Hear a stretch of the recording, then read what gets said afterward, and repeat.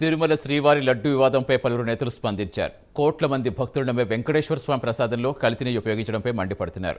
తిరుమల గొప్పతనం గత ప్రభుత్వం భ్రష్టు పట్టించిందని మంత్రి లోకేష్ మండిపడితే ఈ విషయంపై సీబీఐ ఎంక్వైరీ వేయించాలని ఏపీ కాంగ్రెస్ అధ్యక్షురాలు షర్మిల డిమాండ్ చేశారు. ఈ విషయంపై సుప్రీంకోర్టు స్పందించి సుమోటోగా కేసు తీసుకోవాలని సిపిఐ జాతీయ కార్యదర్శి నారాయణ కోరారు. ఎక్స్పర్ట్ సమక్షంలో విచారణ జరిపించాలన్నారు. శ్రీవారి మాజీ ప్రధాన అర్చకులు రమణ దీక్షితులు సైతం లడ్డూలో కల్తీని ఉపయోగించడంపై మండిపడ్డారు.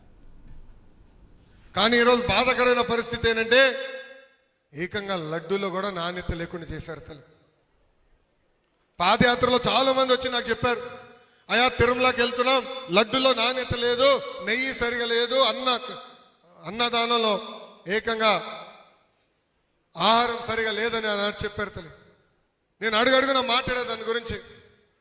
అందుకే చంద్రబాబు నాయుడు గారు కొత్త అధికారి నియమించిన వెంటనే గీ పైన పరీక్షలు, నెయ్యి పైన పరీక్షలు నిర్వహిస్తే దాంట్లో ఏకంగా పంది కొవ్వు, చేప నూనె, ఇలా అన్ని పదార్థాలు లేదు. ఎంత అన్యాయమో చూడండి తల్లి. అంటే అక్కడ కూడా అవినీతి చేసి సొంత కుటుంబ సభ్యులు వైవి సుబ్బారెడ్డి అక్కడ అవినీతి చేసి ఎంత అన్యాయంగా చేశారు. అంటే వ్యవస్థలు ఎలా అయిపోయినాయో చూడండి తల్లి. ఇప్పుడు పవిత్రమైన బాధ్యత మా పైన ఉంది తల్లి. ఇంత పెద్ద విషయం ఇంత సునాయితంగా చంద్రబాబు గారు తీసుకోవడాన్ని కాంగ్రెస్ పార్టీ ఖండిస్తుంది.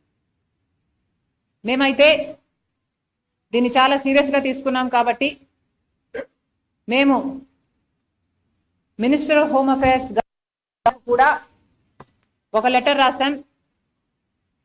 సిబిఐ ఎంక్వైరీ జరగాలి. ఎందుకంటే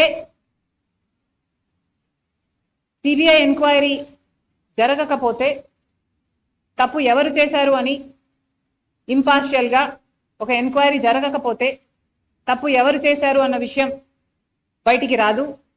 ఇది కేవలం రాజకీయం కోసం వాడుకుంటున్నారా లేక తప్పు నిజంగానే జరిగిందా?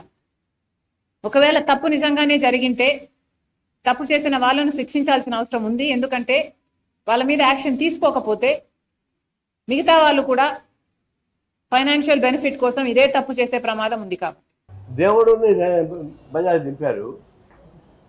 ఇంకా దేవుడు అందరికి వరాలు ఇస్తారు కదా, ఇంకా దేవుడే పరిష్కారం చేసుకుంటాడు. నేను చేసింది లేదు. న్యాయ వ్యవస్థ కూడా పోయినట్టున్నారు.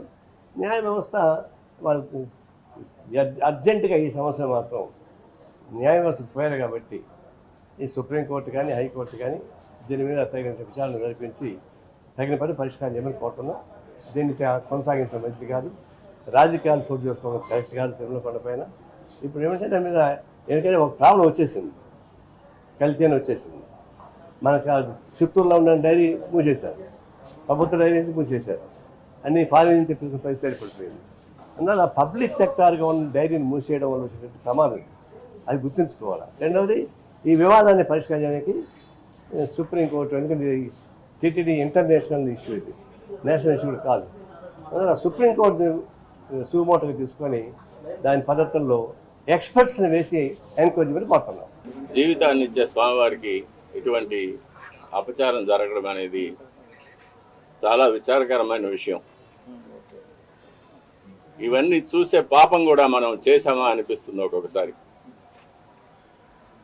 దీన్ని ఎన్నోసార్లు అప్పటి ఈఓ గారికి, చైర్మన్ గారికి దృష్టికి తీసుకెళ్ళి ఇలా ప్రసాదాల నాణ్యత సరిగ్గా లేదు, ముందులాగా లేదు, ప్రసాదాల పరిమాణాలు స్వామివారికి సరిగ్గా నివేదన కావడం లేదు, సరైన ఆగమ ఉక్తమైన కాలాల్లో స్వామివారికి నైవేద్యాలు జరగడం లేదని ఎన్నోసార్లు దృష్టికి తీసుకెళ్ళాం. కానీ లాభం లేకపోయింది. దీనికి మరొక కారణం నాది ఒంటరి పోరాటం అయిపోయింది. నాకు ఈ విషయాల్లో సహకరించేదానికి నా తోటి అర్చకులు ఎవరు కూడా వారి వారి వ్యక్తిగత కారణాల వల్ల ముందుకు రాలేదు. ప్రధాన పరిచారకులైన వాళ్ళు రాలేదు. కాబట్టి ఇది ఈ 5 ఏళ్ళు నిరభ్యంతరంగా ఈ మహాపాపం జరిగిపోయింది. నెయ్యి యొక్క పరీక్షల యొక్క ఫలితాలు కూడా నేను చూశాను, ల్యాబ్ రిపోర్ట్స్ చూశాను. ఇందులో కూడా వెజిటబుల్ ఫ్యాటు, అనిమల్ ఫ్యాటు, జంతువుల యొక్క కొవ్వు పదార్థం, స్థావరాల యొక్క జంగమాల యొక్క కొవ్వు పదార్థాలు కలిసినట్టుగా ల్యాబ్ రిపోర్ట్ను చూశారు.